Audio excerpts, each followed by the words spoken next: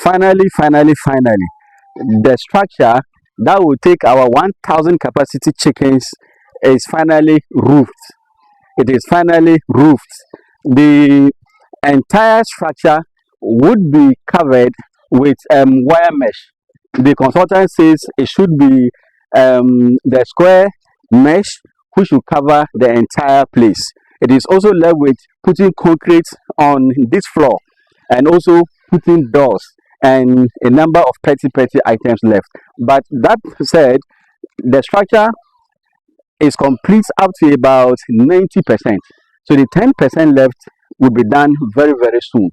However, this particular structure has eaten so much into our 100,000 Ghana cedis. And I don't know yet whether we have crossed the 35,000 Ghana cedi ceiling I have given for this particular structure. However, I obviously know that we have gone ahead of 30,000, but I don't yet know whether we have gone above 35,000. That having been said, we have eaten so much into the 100,000 Ghana cedis, and I don't know. It is becoming increasingly possible that we may not be able to do the 1,000 chicken layers unless we get external support.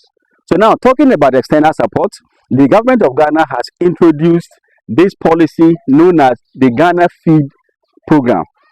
It is popularly known as this Akokong-Kitikiti policy, and it is very ambitious. As reported by Graphic Online, that the government aims to increase poultry, eggs, and all poultry products self-sufficiency from 12% to 75%. This is really ambitious.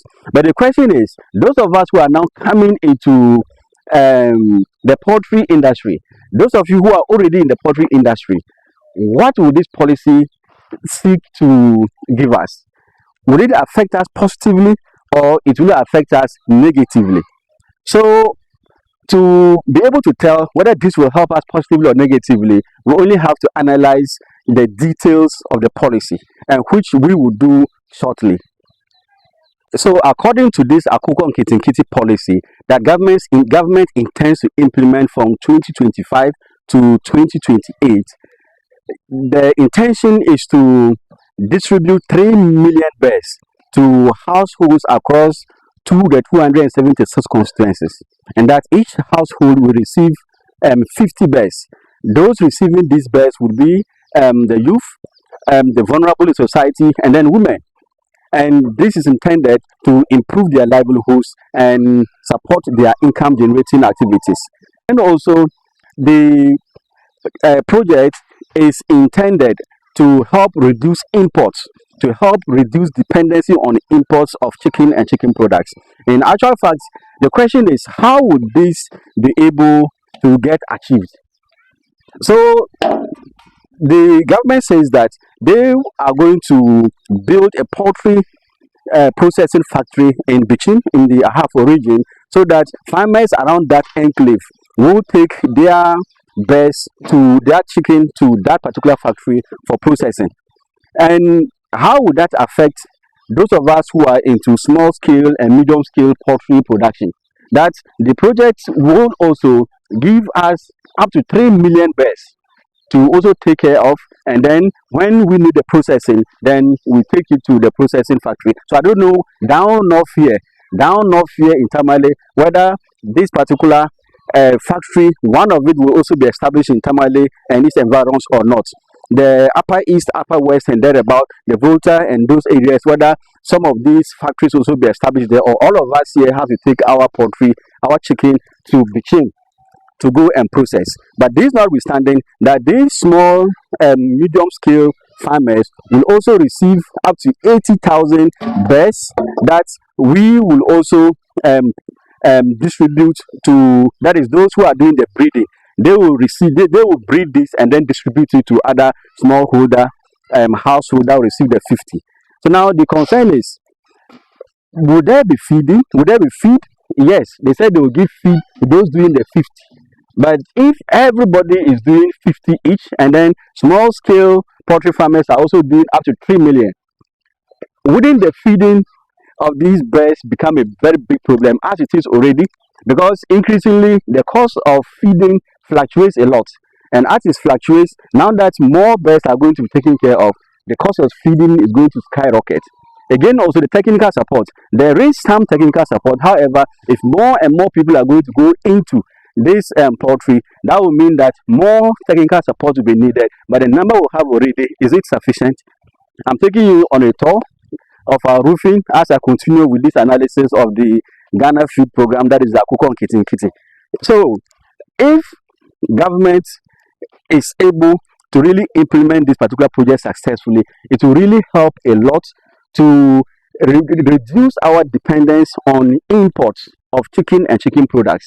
I never even knew that we were importing eggs, chicken eggs, from countries like China, Belgium, Spain, and South Africa, among others, which amounts to about $670 million every year.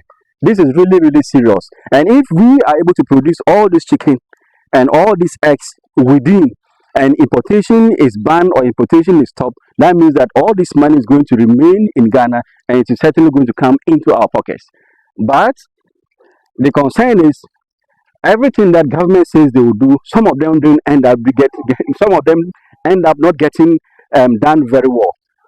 We recently had the school, what is the name? The free senior high school, which was implemented, but then there were some concerns. So would this particular Akokong-Kitikiti program also succeed, or there will be serious concerns? And well, if there will be some concerns, those of us in this private production, may take advantage. However, the fear of the feeding getting so expensive is something which government needs to take very serious note of, and then also medication as well as the market. So will government buy when we produce? Will government buy what it says that people should produce and it supplies to them? Because all of these production from 4 million from smallholder farms, and then 3 million from small scale farms, all of these 7 million within every period is going to be huge numbers. And will importation be banned as well? So if all these analysis, if all these concerns are addressed by government, we hope that this will succeed and all of us will be better off than the current situation where we have to import eggs. We have to import chicken products when we can produce them in larger quantities, even in the north here.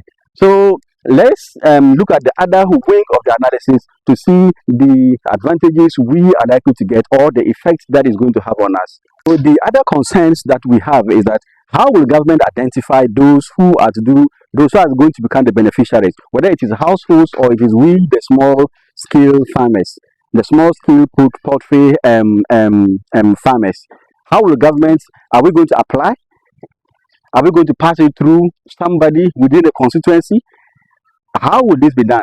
We need more clarity on this. Again, is there going to be something like protocol where we, after applying, you have to go and see somebody else before you can be listed to be able to enjoy this?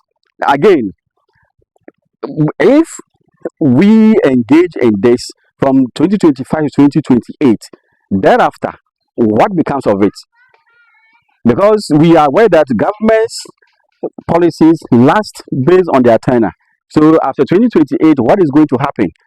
Should even this government retains power, would this particular program continue? Because this particular president is not likely to continue in his presidency. So would a coming government continue with this project? So that if it becomes very well implemented, we continue to get the benefits. But then if it is poorly implemented, then we wish that it dies and then we go back to whatever situation we were before.